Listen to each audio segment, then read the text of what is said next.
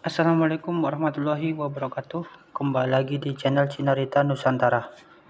Kali ini saya akan menceritakan tentang sejarah asal-usul Desa Gegunung. Untuk sejarah Gegunung itu sendiri ya teman-teman. Sejarah kelurahan Gegunung itu sendiri tidak terlepas dari sejarah patilasan Panembahan Pasarian atau Pangeran Pasarian ya teman-teman. Semasa hidup Pangeran Pasarian dipercaya dan diberi kekuasaan oleh ayahandanya untuk memimpin beberapa daerah kekuasaan sultan dan tugas-tugas penting lainnya. Di antara tugas penting itu adalah membuat tapal batas antara Galuh dan Cirebon.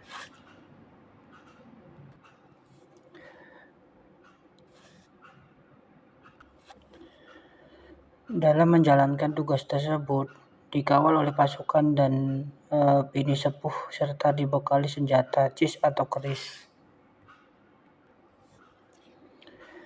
yang mempunyai tombak yang menyerupai tombak, diawali dari bukit kaki Gunung Ciremai yang sekarang disebut Mandirancan.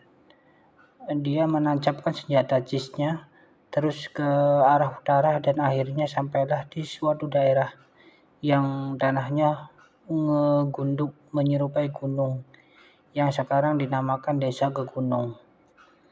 Di tempat inilah Pangeran Pasarian dan rombongannya dihadang oleh rombongan pasukan yang dipimpin oleh sang ikul tua yaitu Telik Sandi dari Pajajaran yang malih warna atau merubah wujud menjadi harimau.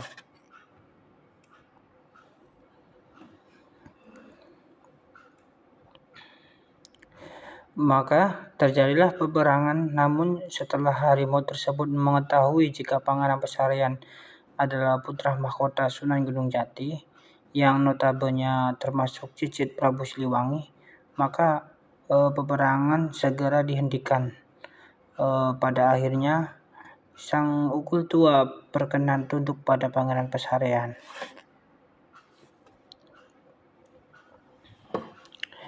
Di tempat ini pula sampai akhirnya Pangeran Pasarian dan para pengawalnya menetap di Gegunung untuk melaksanakan syiar agama Islam dan menggembleng dirinya dan pasukannya baik jasmani dan rohani untuk menjadi pemimpin dan prajurit sejati yang selalu untuk kepentingan agama, bangsa, dan negara.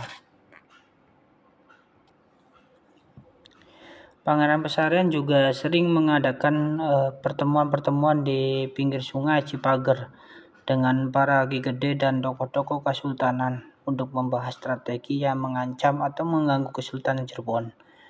Dalam rapat-rapat sering dipimpin oleh sang ukul tua, berkat pertimbangan dia yang luhur, hasil rapat selalu memuaskan semua pihak dan menghasilkan keputusan yang baik.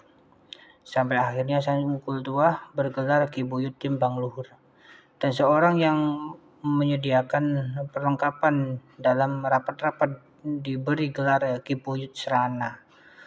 Untuk keamanan dipimpin oleh Patih Logawa yang bergelar Buyut Sena, dan yang menambak segala bencana bergelar Ki Buyut Tambak.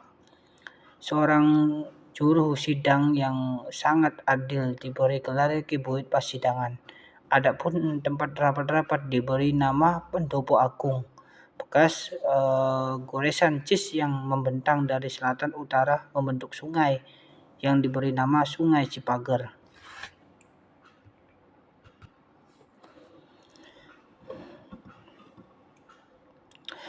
Ci artinya air, pagar artinya batas, dan juga sumur-sumur tempat air minum, mandi, dan wudhu diberi nama Sumur Bagja Kamulyan, dan tempat pangeran bersemedi dan menyimpan benda-benda miliknya oleh pengikutnya diberi tanda yang sekarang disebut makam Pangeran Pasarian. Dan di sini ya teman-teman lokasi situs Pangeran Pasarian, yang konon beliau juga dikebumikan di sini. Dan menurut kisah, Pangeran Pasarian dalam membubak wilayah Gegunung ini, beliau menghadapi beberapa tokoh sakti yang bernama Ki Gede Adiguna. Ki Gede Adiguna adalah tokoh yang menguasai alas tersebut. Beliau tokoh kesangyangan dari kerajaan Raja Galuh, yang kala itu Galuh sudah ada. Kalau versi lain Galuh masih ada. Tapi dengan Ki Gede Adiguna ini Pangeran Besarian bertarung ya teman-teman. Bertarung sekitar 2 hari 2 malam pertarungannya, karena Ki Gede Adiguna adalah sosok manusia sakti, tokoh kesangyangan Buddha Parawa, yang dimana beliau memiliki kesaktian yang mampu membuat air yang jernih menjadi keruh dan dapat meracuni musuhnya. Dan ketika air itu dicipratkan ke Pangeran Besarian mengucapkan syahadat jati manunggal rasa. Dan ketika dengan bacaan ayat itu, Ki Gede Adiguna merat atau moksa hilang tanpa kerana, dan air sungai yang ada di Cipager pun menjadi normal kembali.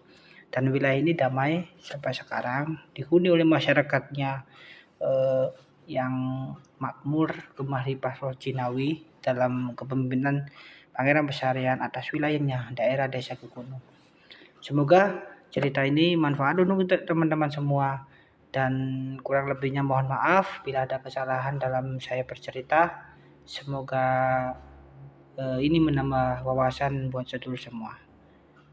Sekian, terima kasih. Wassalamualaikum warahmatullahi wabarakatuh. Salam Rahayu.